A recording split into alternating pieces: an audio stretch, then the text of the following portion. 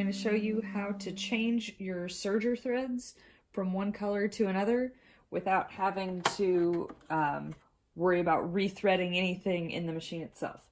It's actually pretty straightforward and simple, so don't be afraid of changing your serger thread. The first step is going to be to cut the old ones off. I like to leave myself, several inches of extra slack. So maybe unwind like one more loop around from where it was and then just cut those old ones off. I'm sewing with a lot of stretch knits, so I've got some woolly nylon in my loopers just to give it a little bit of extra stretch. I'm going to set my new bobbins up here. And then I'm going to tie them all off. Because the woolly nylon is a little bit slick, this particular type of knot holds up a little bit better to hold the two strands together and then pull it back through itself.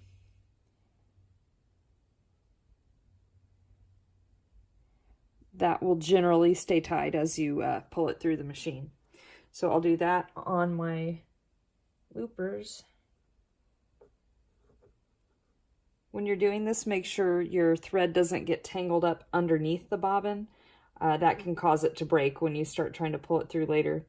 So we'll double check that again at the end, that it's hanging freely from the bobbin or spool itself and not tangled up underneath. For the needle threads though, this thread is not as slippery, so a different knot actually works better. Since my arm was in the way, I'm going to show you this knot a little bit more clearly. So you just crisscross and then crisscross it again and then kind of tug on all four ends to get that knot. So this knot is going to be sturdy enough to pull it through the machine, but also small enough that it'll go right through the needle eye. All right, for this step, I find a straight pin helps, and what you're actually going to do is pull these needle threads out of the tail that you have here. So I'm going to flip my presser foot up to get rid of the tension on this tail, and then put the straight pin right in front of the needle threads so I can kind of separate them out and just pull them out of the tail.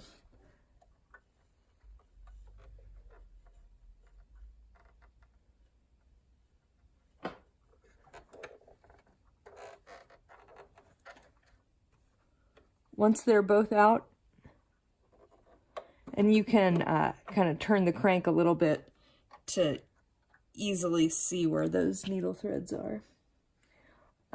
Once they're out, your tail should basically unravel, your loopers, and then I like to pull those needle threads back around the back and under the foot. So now we have two loopers, two needle threads, still threaded through the needles, just all separated. Next thing is to go in the order that your machine recommends for threading. So mine recommends doing the red looper first, and that's just in case your thread or your knot happens to come loose and break while you're rethreading. You don't have to start over. So I'll have to find which of these looper threads is my red one. This is the outside one. So I'll want to do this one instead. And I just pull on it, and then I like to put my finger behind right here to just kind of help it pull through those tension discs when it gets there. Once I see that color change happening, I know I'm in the clear. I noticed up here that my thread is a little bit tangled. It's kind of twisted around this guide.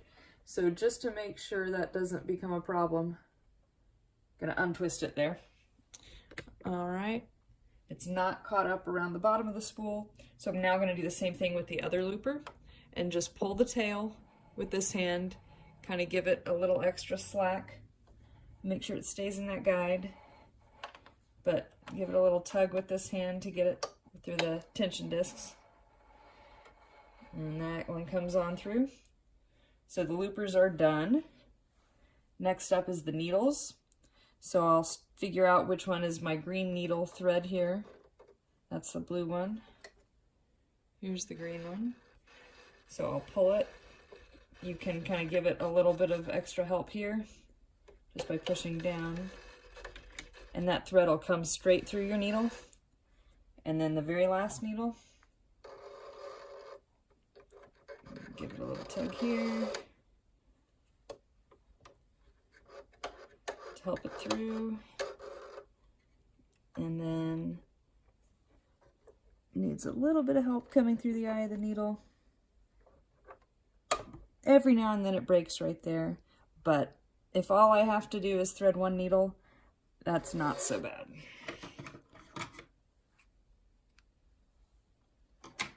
So I just cut my long tail off to help me thread this needle a little easier.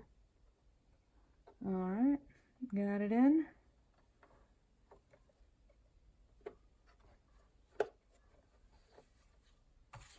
All right, and that is actually it. You put your presser foot down, kind of hold onto your tails here.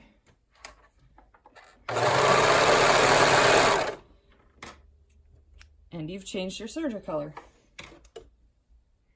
Now that you've changed over, a couple things to double check before you start really sewing is look at all your little guides here and make sure none of them have an extra twist in them. If they get wrapped around that little thing, that can cause extra weird tension in your stitches. And then also double check these guides up at the top, that they're all just nice and untangled. And then also finally that there's not thread underneath any of the spools, that it's just coming straight off the spool and up into the guide. And we look good. So that's all there is to it.